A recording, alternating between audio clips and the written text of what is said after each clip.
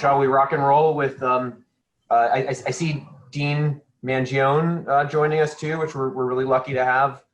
In addition to Jeff Sieber, our Director of Alumni Affairs, I see Ben Myers from Communications and Chris Colton, our Director of Communications. So I guess we'll turn it over to Dean Mangione to say a couple words. Yeah, sure. Hi, everybody.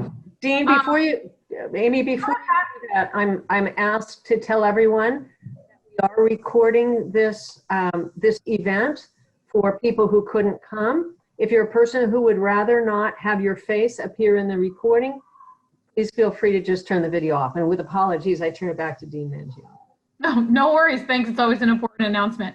So I don't have any prepared words. I just really wanted to say hello and thank everybody for coming. Great to see so many of our current students, so I hope everybody's doing well. We did invite some admitted students, and so to any of our admitted student guests, I am glad that you're here and that you're starting to get a taste of what it's going to be like to be a full-time member of our Albany Law School community. So I encourage you to reach out to me or anybody else if you have questions along the way. Feel free to jump in and participate. You are as much a welcome participant in this conversation as anybody else. So thank you to our professors for leading the conversation and to Jeff for organizing it. That's all I have for now. Great. So I think it's up to Professor Rehan, my co-conspirator, to introduce First Mondays and sort of talk about how the event will run today, talk about some ground rules. Absolutely. Thank you. First, my name is Professor Patricia Rehan. I see a lot of familiar faces from my classes and also alums from our First Monday program. It's a program we started this year, and I'm so happy that to see many of you who have been coming for the whole year. To those admitted students, accepted students, congratulations. Whether you're listening to this live or listening to it later, I want to echo Dean Mangione's comments that we so look forward to meeting you next year. If there's any alums on, welcome back, particularly any of you who shared a classroom with me. I'd love to see you, and as I say, welcome back. So a brief introduction to First Mondays. First Mondays came about out of a discussion between Professor DeBarbieri and me about the fact that in the current climate, there was so much noise and there was so much heat around all these issues flying this way and that with many of the issues, there was a legal overlay that no one was talking about. And it seemed really important in a law school that we make a marriage, as we always should, between what's happening in life outside the law school, in political, in economic, and in international life, and in the rules that we were learning or would learn in law school.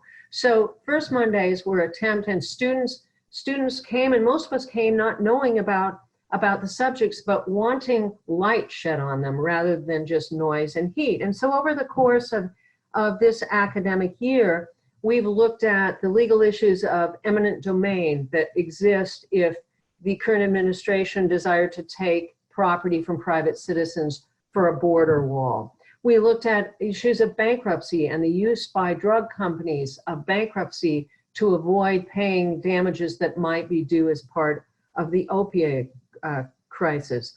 Our last get-together was about the targeting of cultural sites during times of armed conflict. There was a great talk in the news about that at that time, but there really hadn't been much talk about what the legal overlay was. So this is what we aim to do in First Mondays.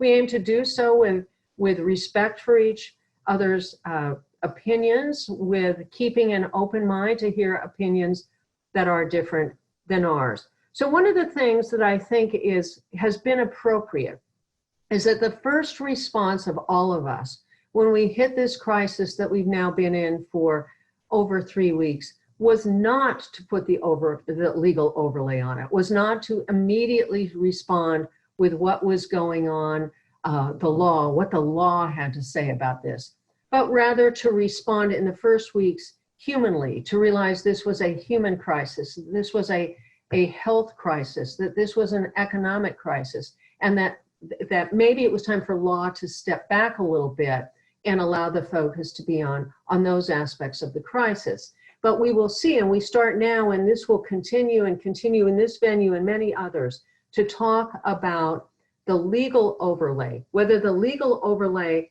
is the way in which old rules apply to this new world, or in the case of our subject today, in which law in the form of a massive federal statute is offered to have a kind of influence, positive, negative.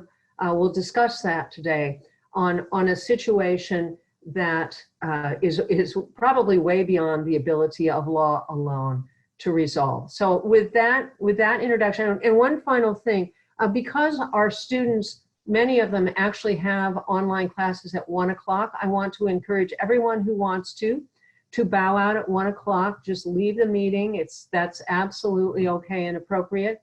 And those of you who want to stay, please stay. You can ask your questions by chat and I'll pose them to the speakers, or you can raise your hand and I'll try to pay attention to that as well. So with that, I'll turn it over to Professor DeBarbieri. Cool. Thanks so much, Professor Rehan, and welcome to, again, a number of familiar faces who I can see on screen, and as well as to new folks who are just joining us for the first time. The focus so I have two tasks with my introduction. The first is to introduce the topic that we're going to spend the next 45 minutes or so exploring, and also to introduce our guest, Professor Blaine Saito from Harvard. So I'm going to start by talking about the topic and then introduce our guest. So the issue for our first Monday's conversation today is the CARES Act and this third phase of stimulus from Congress. Now, there have been 3 phases of stimulus funding so far. In late February, around $8 billion was allocated to support the CDC, around $4 billion for testing, and some money for small business. The second phase was around $100 billion, again, some support for testing, some increased unemployment insurance benefits, some extension of paid sick leave, as well as Medicaid, supplemental nutrition assistance, some additional programs, some additional funding for support. This third phase, the CARES Act, is a $2 trillion stimulus, which is really unprecedented in terms of a response to a particular crisis. It includes what I think has been very much popularized in the media recently around these individual payments, which we're hearing reports that are going out to taxpayers right now, or should start going out this week, $1,200 to individuals making below a certain level. In addition, a $350 billion, that's billion with a B, expansion of the Small Business Administration's 7A loan program, which is an existing program that Congress is expanding so that small businesses, both for-profits and nonprofits, can pay their staff. We're seeing additional funding support for particular airlines and industries, or particular industries, airlines, hospitals, and others. What we're very much interested in, though, is what is the impact, or what's the potential impact of the CARES Act on populations that are particularly housing insecure?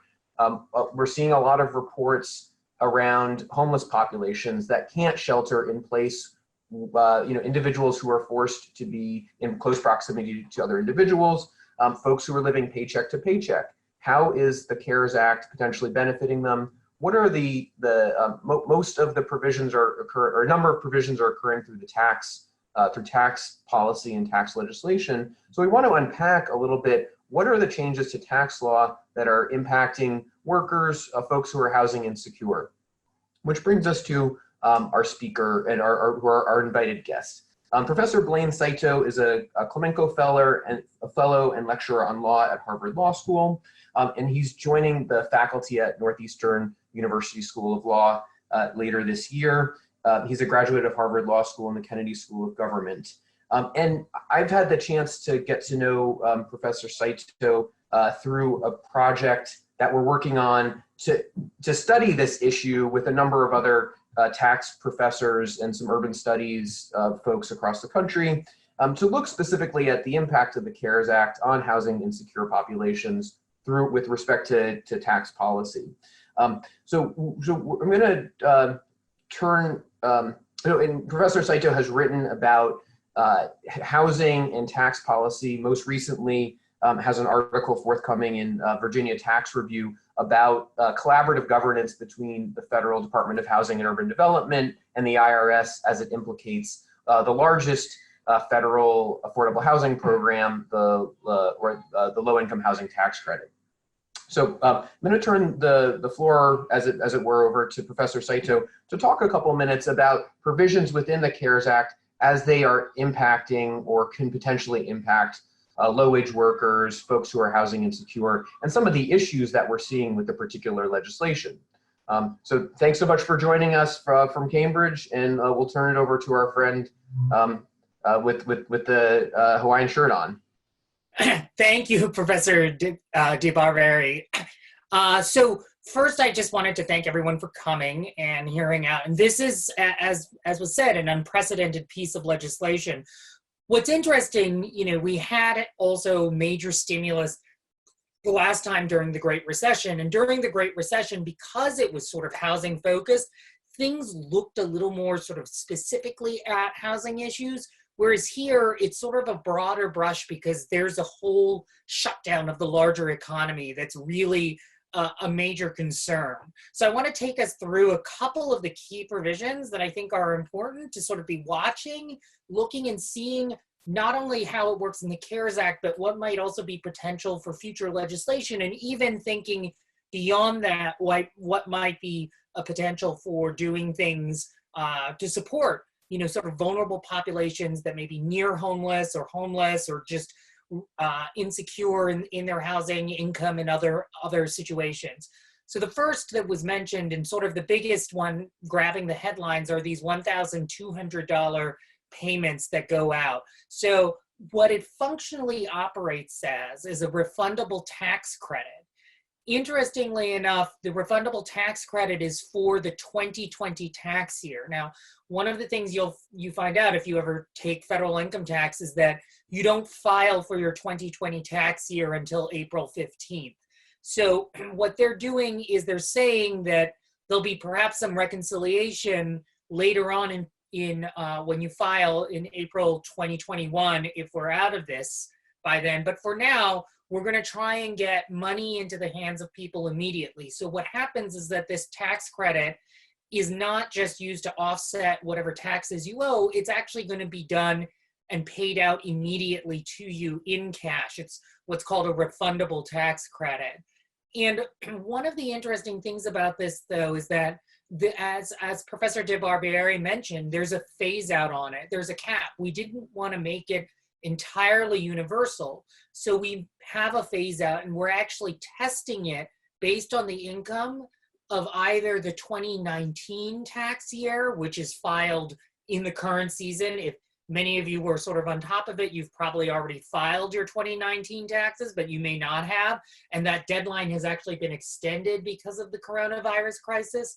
Or if that's not available, the 2018 taxable year income, so what you filed last year, to sort of calculate it. Now, the reasons of going through the tax system are generally that it touches a fair number of Americans.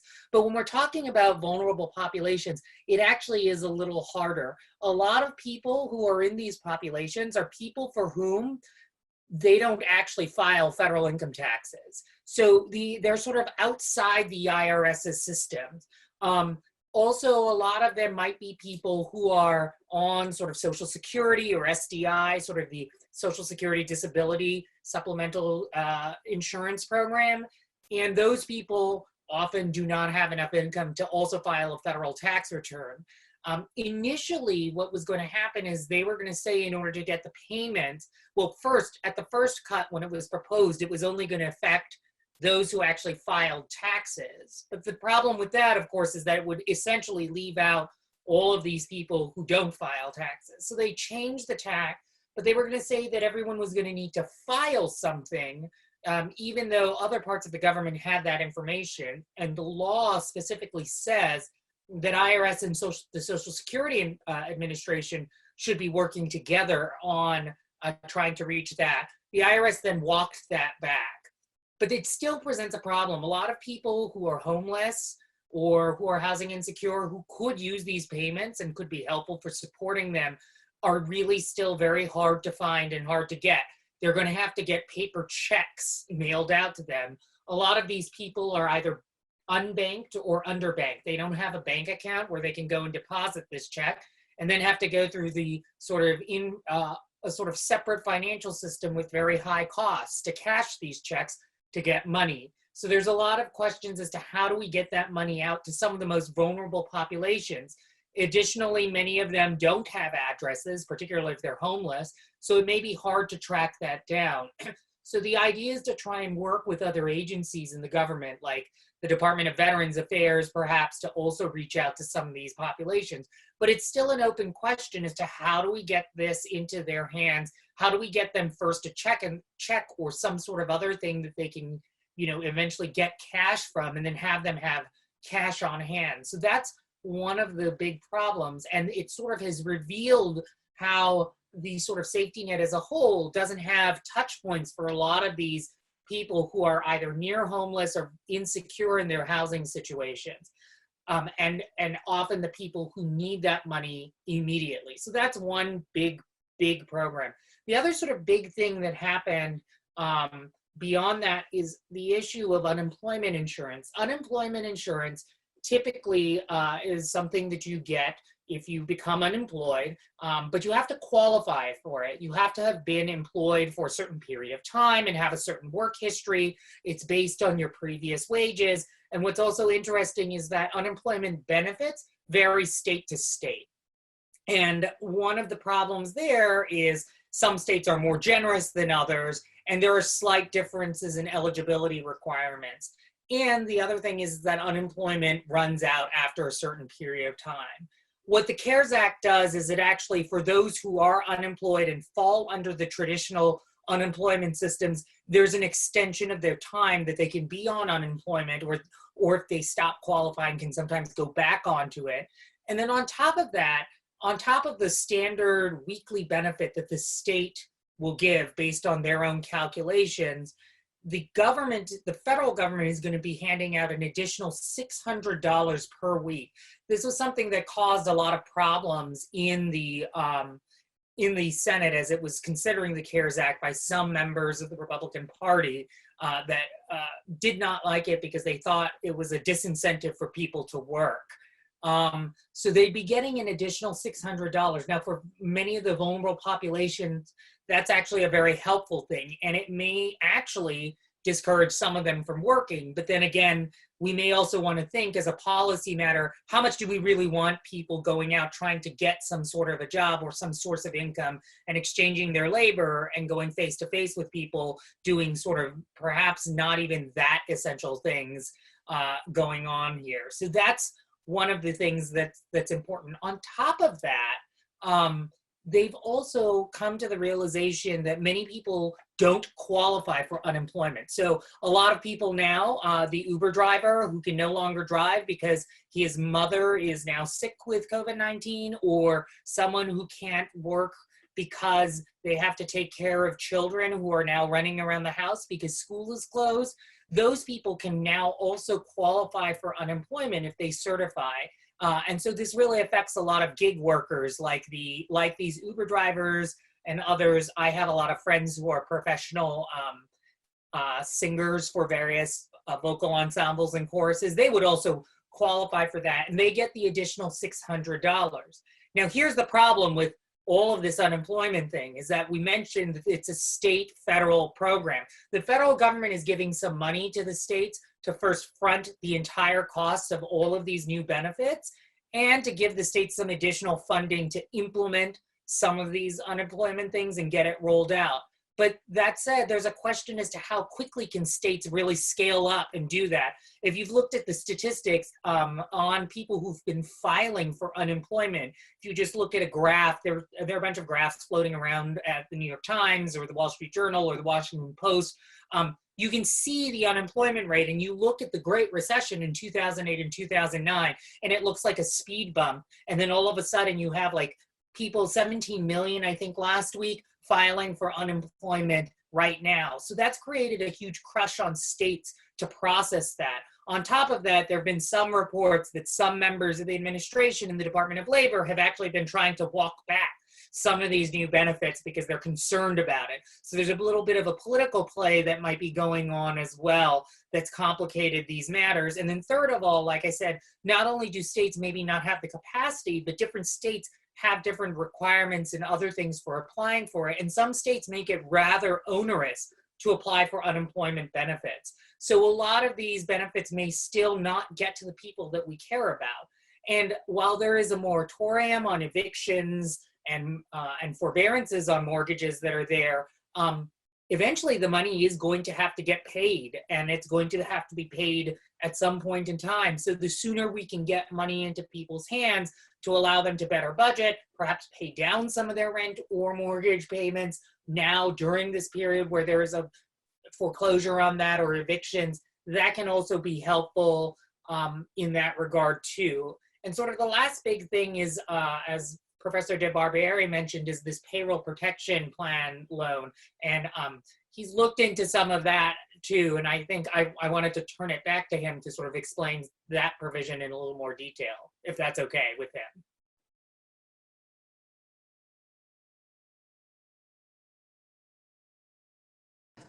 Yeah, no, of course. So right, and just an excellent sort of first blush. So thank you so much for that. You know, the refundable credit, tax credit, the unemployment insurance issues, mortgage forbearance, and just a word about mortgage forbearance.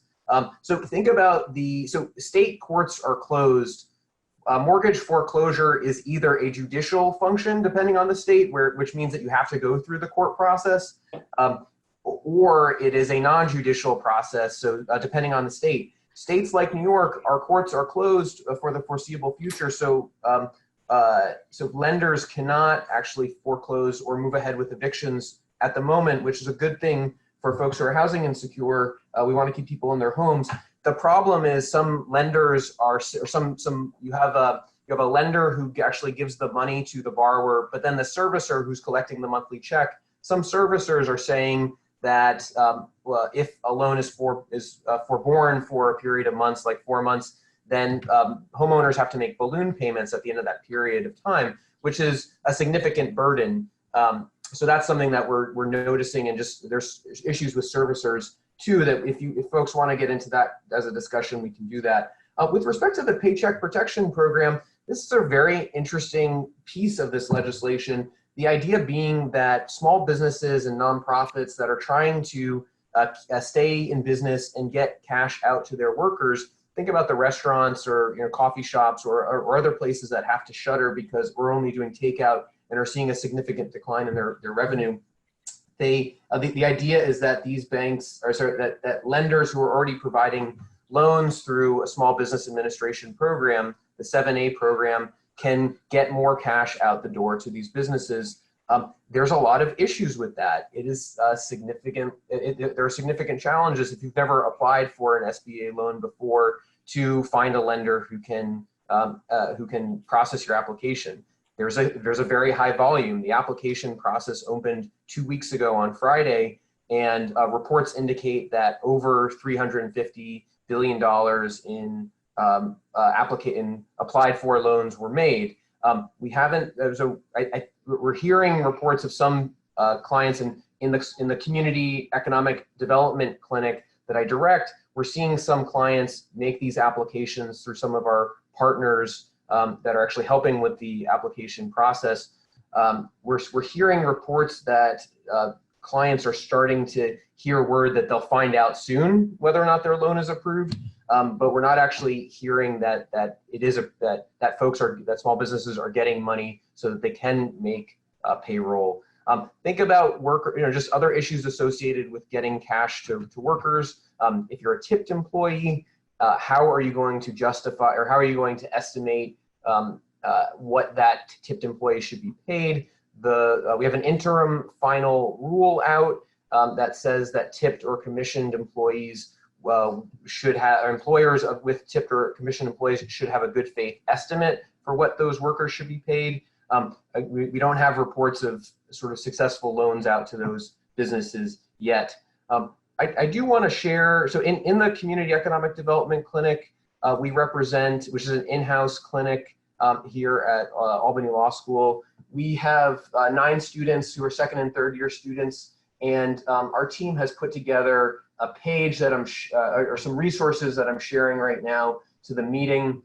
This is on the Albany Law School website under the COVID-19 community updates and resources. And this is, we had the team come up with a series of presentations, and the videos are down below here. We also have a resource guide that talks about governmental and non-governmental resources, including a number that are available through CARES and others. So these are some of your peers who put together presentations. So have a look if you're interested. Share with friends who operate nonprofits or small businesses. Direct them to the clinic as well. In addition to this resource that we've put up on the law school page, we also have we're also offering a brief advice clinic experience this coming Thursday. That's happening remotely through a Zoom conference. So in the clinic, we run a sort of a monthly brief advice clinic where pro bono lawyers and law students, not necessarily through the clinic. If you're a student who's on the meeting right now and you're interested, the Business Law Society and Zena Zimmerglass are recruiting for that event. So if you'd like to participate, please reach out to Zena Zimmerglass. She is in, you can find her through contacts or reach out to me. So just wanted to mention those 2 resources that we have available. And so that sort of concludes at least the introduction aspect of today's event. We do want to, so what we'd like to do is transition into questions as well as participation. So between questions for Blaine, for myself, I don't actually know whether or not participants have the ability to raise hands, or if we have that functioning. So I guess what I'll just say is, so Professor Rehan and I will moderate. I guess, but do you want to? Yeah, I will turn it. I'll yield. Thank you, and I'm going to take advantage of my position as moderator to switch over and be the first questioner, if I will. And I address this, I think, to both of you. And that is, we always discuss the difference between legal rights and knowledge of legal rights. And even when we know legal rights, being able to truly enforce them in the face of threats. And one of the things I've been thinking about a lot that both of you alluded to is you have this lease question, and then you have the mortgage question. And we already are seeing examples of situations where lessors are going to lessees and really strong arming, and simultaneously going to their lenders and asking for forgiveness and all that sort of thing, or asking for some leeway. And we know from previous economic crises that in fact, banks, even though they have a legal power to foreclose, when you writ large people not paying the money due on their loans, the banks actually don't foreclose because they don't want to become the owners of all these properties in a situation where they have then to pay taxes and maintenance and all that sort of thing. But simultaneously, the lessors are there in the face of the lessees with even though there's the legal protection against eviction right now, with the ability to really make significant threats to lessees, and lessees do not have the comfort that the lessors do, that this actually physically isn't going to happen to them. So I wondered if either or both of you would speak to that. And with that, I'll mute myself. I can jump in and take a shot first.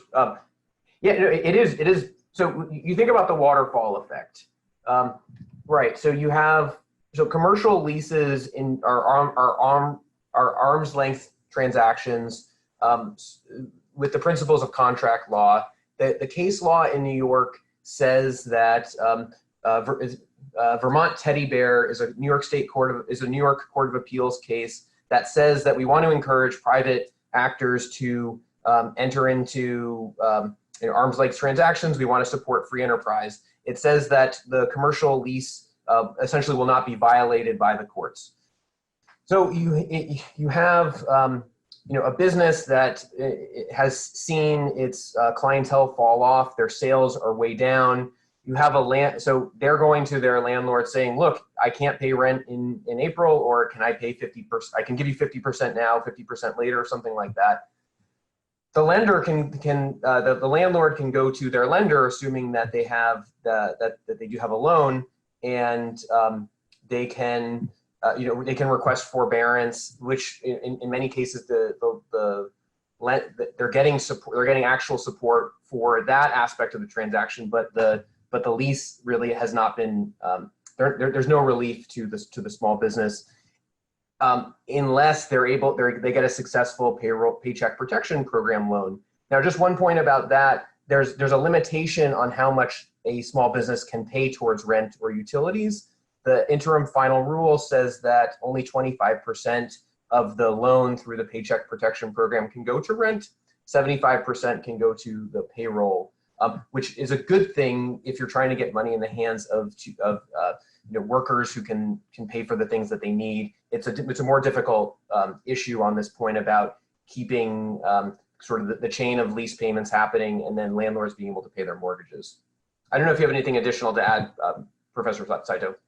No, I have a few small points. I will note, yeah, that particular thing, and it depends based on the market, right? So depending on some places, your rent costs and your payroll costs may actually not fall nicely into a 75-25 to stay afloat. And the other idea, partly behind the payroll protection loan, is to both keep people sort of on the payrolls, but also keep some of these businesses in a state of like life support, so that when, we slowly reopen, or, whenever that happens, they'll be able to come back. On the issues of some of the foreclosure and other things, on the residential side, obviously there can be some problems as to whether or not renters know about this situation right now, who have residential leases, that they can't do that. But there's also another waterfall sort of web there. A landlord could go to their bank, but usually it's not even a bank that they're dealing with. They're dealing with a mortgage servicer. And actually, another law professor, Chris Odener, has written a lot about the mortgage servicing industry. And a lot of them don't have the kind of money to actually then pay off their investors who are demanding payment right now, which is then what has led to some of these issues about balloon payments coming or other things. So they can't actually, and so a lot of people who are renting are not necessarily concerned about the right now. A lot of these insecure populations about the right now, when they don't have to pay the rent, or there's a situation where there's an eviction thing, that is slowly beginning to trickle out. But the big concern here is that there's a sense that the strong arming can still happen, because what happens after that's lifted? What happens when we reopen? And so there is a push to try and do that. And the problem here is that we're trying to get money to these people, but we have a very threadbare, as a matter of design, social safety net. And we're sort of beginning to see that problem here. I don't know if that answered everything.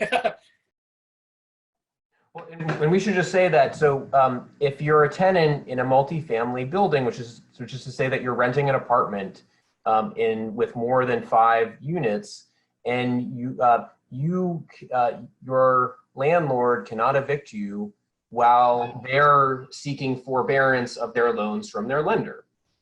So that's if you're a tenant and you're in that situation, the challenge is finding out whether your landlord has a loan that's being in forbearance is difficult. we'll take sleuthing and research. And if you're interested in, we can talk about ways, or reach out to us and we'll give you some resources, or like talk about ways to find that out.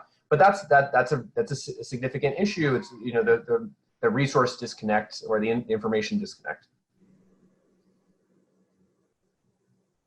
Okay, all of you, even if you can't raise your hand electronically, I couldn't figure it out either. So we can see it if you raise your hand. Well, I can look at both pages, I guess.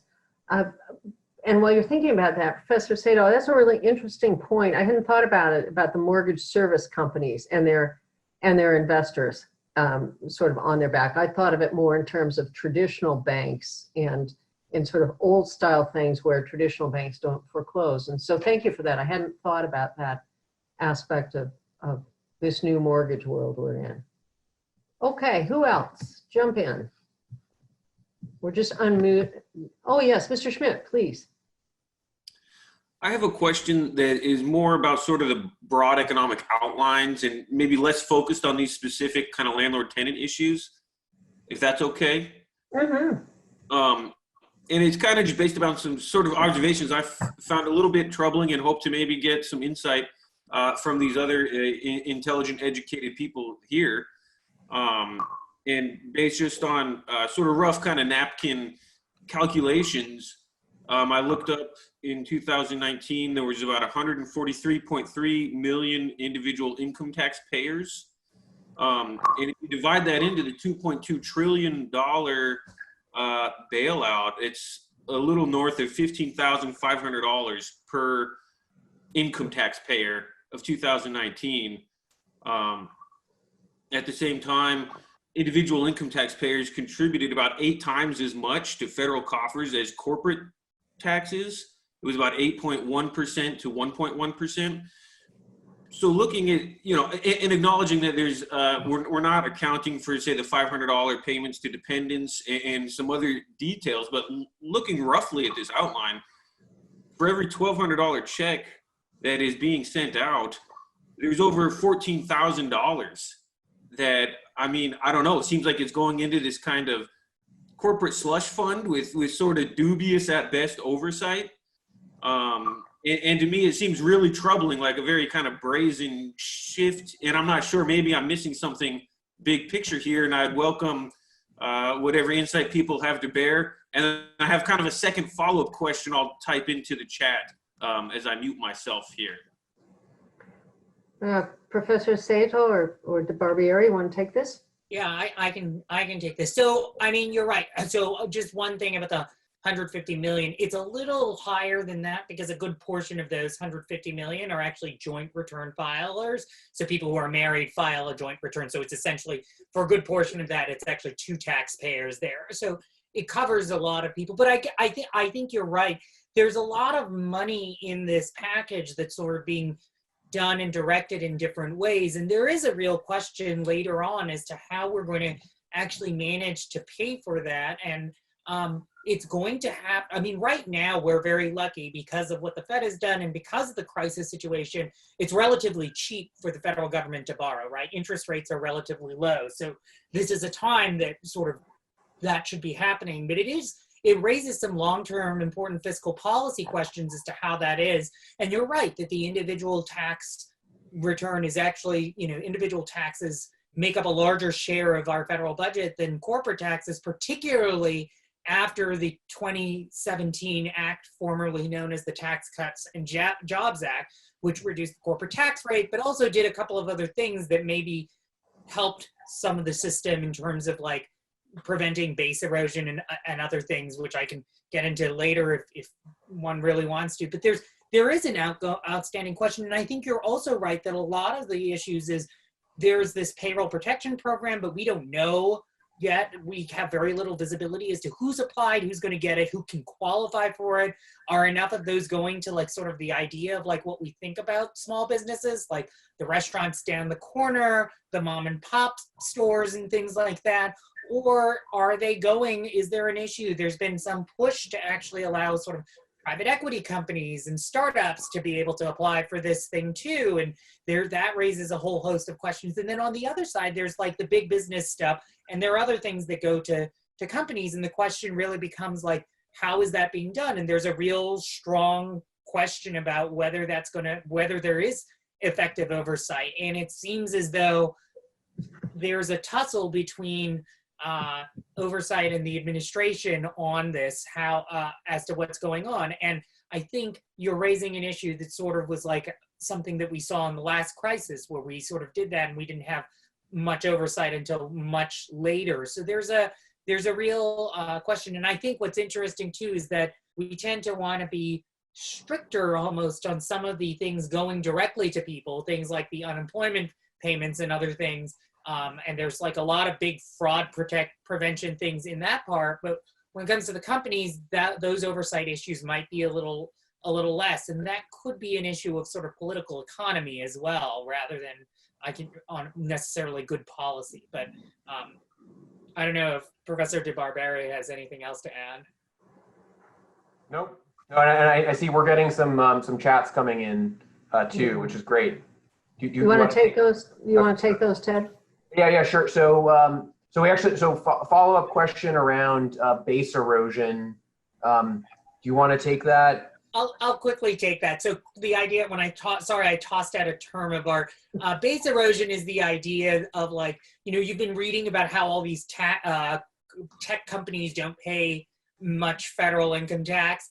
And they do that through like engineering and putting stuff in sort of like Bermuda or other things. That's sort of what base erosion is, sort of the broad term for those kinds of behaviors that are like legal, but like a little problematic and are sort of eroding the US tax base. So, and I think someone said, discuss how the market issues we are experiencing are not structural and how that will affect bounce back and or if it can alter already existing repayment rules. From Kieran Murphy noted that. Professor DeBarberi, you want to take that? Right. So the issue of current market issues, how they're not necessarily structural, right? I think getting at that. We touched on this earlier with respect to the 2009 crisis being sort of a collapse in the home mortgage market, which led to sort of the systemic collapse, and how this is shutting down the economy because of a public health crisis. Is that what you're getting at, Mr. Murphy? Yeah, that's it. So, I'm just trying to think about or structure a response. So we haven't seen yet prices decline in certain markets like housing, for instance. If you look around, and this, I don't have data on this, and our team with Professor Saito and a couple others, some have done research on the housing market in Chicago and elsewhere, and you see some websites like Curbed and others saying that the market for home prices hasn't gone down yet, but it just in that particular market, they could fall more. We're ramping up right now in the season when individuals start looking, home buyers start looking for homes. That would be one indication that the shutdown of the economy would be leading to issues with respect to particular markets. Some data, I think in the New York Times had some data around percentage of sort of purchasing power over the weekend, and some stories that came out over the weekend. Obviously, certain industries like where people eat, they're spending much more on groceries than on restaurants. So how will that influence the bounce back? I think this is what I think investors and analysts are trying to sort out right now in terms of how to deploy and allocate capital. The friends that I talk to who are in investing are talking to franchisees and quick casual dining and other types of restaurant owners, and really predicting a significant fall off for the foreseeable future in those areas, especially as people adjust behavior. There's another question from Mr. Barron, who is raising a question with respect to Virginia, but it would actually be many state constitutions have protection against impairing the obligation of contracts. And he's asking if the government in fact restricts the ability of landlords to evict, or at some point sort of stretches out as a legal matter, stretches out the rent repayment, lease repayment schedule. Would that create a constitutional problem for states and the federal government to try to do that? Would one of you like to take a swat at that? So we're doing a little bit of research, and I said in the Community Economic Development Clinic, we're looking at the powers of the governor in New York State to take some of the steps that our governor has been taking. And we have, so this issue of leasing, we have, so in New York State, and I don't know about Virginia, in New York, we've had, in certain emergency situations, set prices on goods. In that, following in the 1940s, we've had some legislation specifically around commercial leasing that has set the prices of commercial leases between landlords and tenants. We found a citation on that, at least that it was a law on the books. So we're getting into really interesting constitutional issues, not just federal constitution, but state constitution, as the questioner gets at. I don't have a full response other than this would be pushing the bounds of the emergency power of the executive to violate that relationship, and we haven't seen courts uphold that power for the most part. So it would very much stretch on the emergency authority granted to the executive. Professor Sato? I don't have much more to add. I'm not a state constitutional expert on that, but I do think that it is going to be stretching, and there'll be some creativity around that, because the idea though of a court stepping in and sort of invalidating something like that and then leaving people on the street evicted could create also problems, and courts are not completely insulated from politics. Exactly. We have another question from Mr. Schmidt. Aside from the dollars being digital, how is this different from just printing truckloads of money? So let me take a first crack at that. The Federal Reserve, interestingly enough, when we don't really watch it as a general matter, is constantly infusing money into the economy and then pulling it back.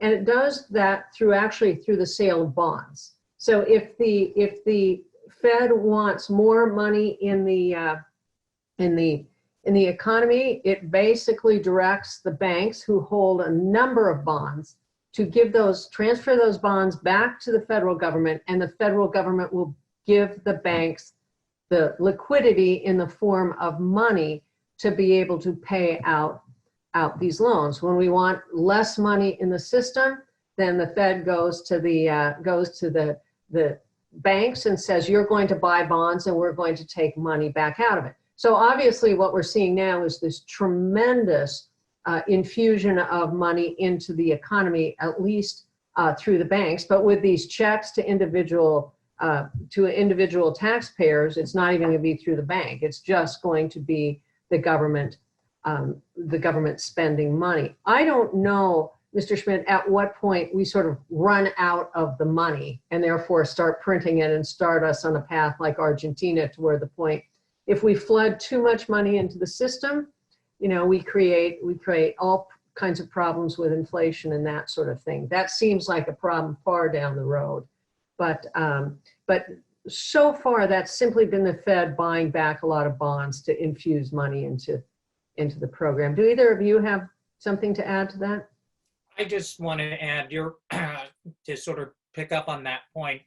So yeah, the fiscal, so what the Fed does is something like monetary policy and bringing that out. The fiscal policy side of it is, if the government doesn't have enough revenue from taxes to pay out, the federal government, the Treasury, will borrow money, and that's kind of what it does. Sometimes it actually will borrow that money from the Federal Reserve even, and others, or they'll do a bond sale of Treasury bonds and people will buy that. In fact, there's some flight to some extent to that because it's still seen as a relatively safe investment in this kind of crazy time that we're dealing with here. And then on the idea of inflation, I would say that right now, and I think it's been said by Chairman Powell and others, that the infusion of cash right now is probably more important than any inflationary concerns because there's just not a whole lot of economic activity that can happen. And so it's really hard to imagine prices going up. In fact, prices on a lot of things have somewhat fallen, and except for like hand sanitizer and things like that. But like a lot of prices have actually fallen, and even things like oil prices, which are volatile, have like fallen greatly because of some issues with OPEC, but also and Russia. But some of it is also just the demand is not there because there's no activity, so people aren't going places, airplanes aren't flying. So that's that. The inflationary pressures. Mm-hmm. Ted? No, I think that's, if anything, we haven't talked about environmental issues. Some of the environmentalists are get excited when the economy goes down because of the increase in environmental goods that are yielded from it, not to make light of the fact of all the hardships that individuals are experiencing. But that's something else that at least folks I talk to who study in the environment or that element. Well, if you haven't, for those of you watching, if you haven't seen it yet, there's just very interesting photographs available about what the air over certain parts of China looks like, and the measure of the environmental pollution, and you're getting a picture of what it looked like before we were polluting it. And it's just fascinating. We have this very much short time picture of how we can at great costs at least have a positive externality of an improvement to the environment from that.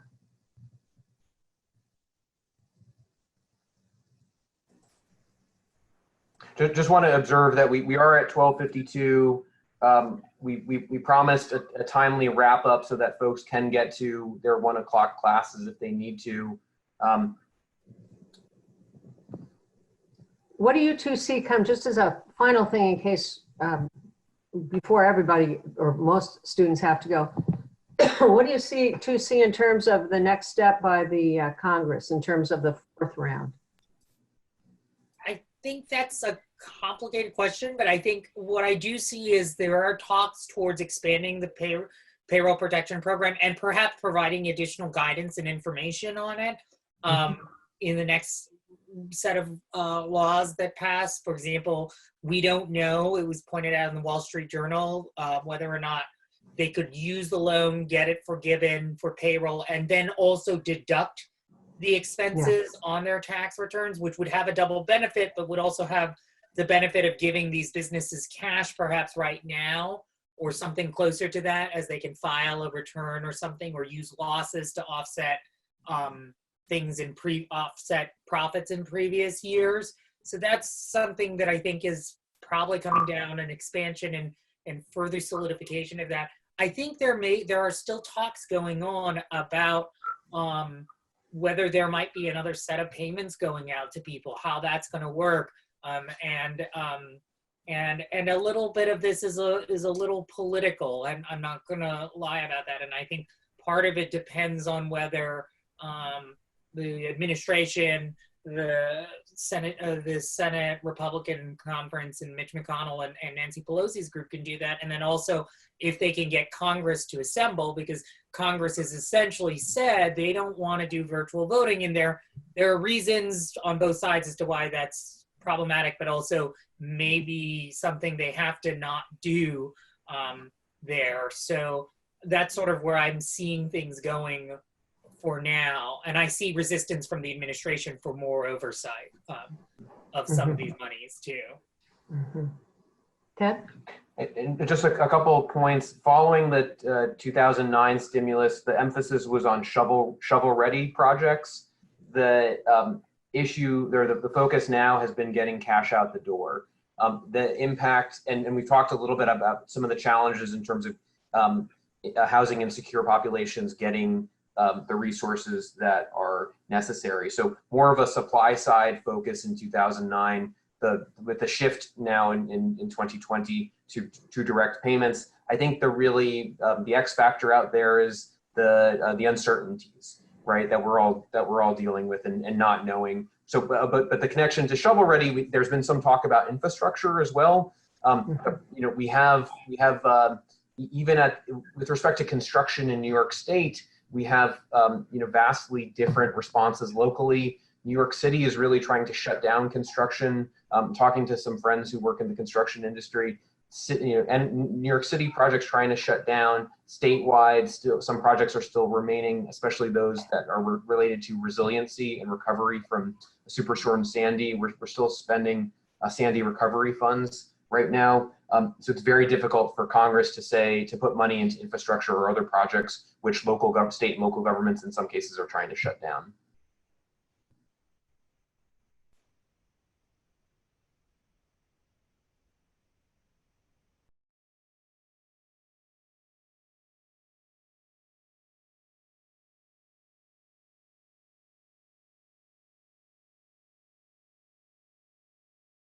Professor Reagan, I think you're still muted. Thank you. That's why you don't want me to be the moderator, because I don't. But also, you all can read Mr. Schmidt's communication as well. Makes our economic system seem like much smoke and mirrors or a house of cards. I suspect that's going to be a very broad perception of this, Mr. Schmidt. Fair or not? I mean, it's certainly going to be fair as to a large part of it. But whether the extent to which it's fair, I'm not sure. Either one of you? I mean, I think it's a valid concern. I really do. And I think like some of these things, it's an issue as to how that works. And there's issues of political economy. But I also would encourage people who are concerned to continue to monitor things and be involved in the process, because that's going to happen. And there's a question, an open question as to like, what does this reveal about the kind of society that we have and that we want to build after this situation? Because it opens up doors, but it also is like something that's, it can also sort of be bad and lead to sort of a reactionary outcome too, where we continue or further strengthen some of the trends that may have led to some of the problems that this crisis has revealed. So I would encourage people to continue thinking and working on that too. And I think you're in a good place to be doing that with the education that you're receiving right now as future lawyers. Thank you. One of the tragic aspects of that, of course, is what we're seeing in terms of the disparate health impact on Black and brown people and communities in this country with respect to that. And many of the leaders of those communities stating that, while we're doing these micro things with respect to this crisis, although they hardly feel micro, that there's this much, much larger issue of public health. When we're seeing the cracks in our public health system just being split wide here, and that's going to have to be a long-term conversation. Professor DeBarriere? No, I don't have anything additional on that. Cool. All right. Well, we're at 12:58. I want to at least thank Professor Sato for joining us. This has been really interesting. I've loved looking at your screen behind you and hearing you, and we just thank you very much for being with us. And we'll watch your work both with Professor DeBarriere and your group and on your own. From now on, we'll be watching for your work, and I know it'll make an impact. So stay on if you can, but on behalf of all of us, thank you very much. And thank you for having me. I really enjoyed it, and I really enjoyed getting to meet these students here. So. Oh, they're a great group. Yeah, thanks so much for joining. We all good?